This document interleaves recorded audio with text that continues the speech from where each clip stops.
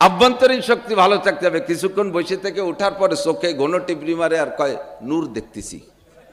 সোহে নূর দেখে না, জুনি জ্বলে। হযরত থানবী রহমতুল্লাহ আলাইহির কাছে ওনার এক মুরিদ গেছে, যুবক মুরিদ।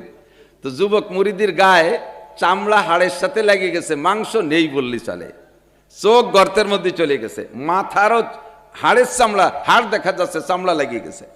তো এই যুবক মুরিদ আমলও করে ভালো, এত বেশি আমল করে, এত বেশি সাধনা করে যে রোজা থাকে, নফল রোজা, খাদ্য খোরাক রাত্রেও যা খায় অতি সামান্য খায়, ইবাদত করতে করতে না ঘুমাইতে শুকোয় কঙ্কাল হয়ে গেছে।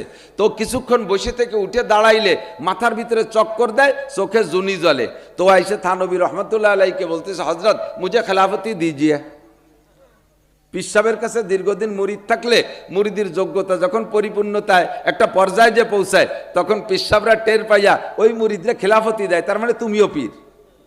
তো এই মুরিদরা দীর্ঘদিন আমলের পরে এখন সে একটা অবস্থানে গেছে, হুজুরের সব সবক পালন করার পরে এখন বড় আগ্রহের সাথে হযরতের কাছে, হযরত মুঝে খেলাফতি দিজিয়ে, হুজুর আমারে পীর খেলাফতি দিয়ে দেন। হুজুর বললেন,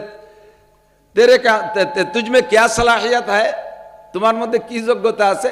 तो कहे हजरत मैं बैठने के बाद जब खड़ा होता हो तो मुझे नूर नजर आता है।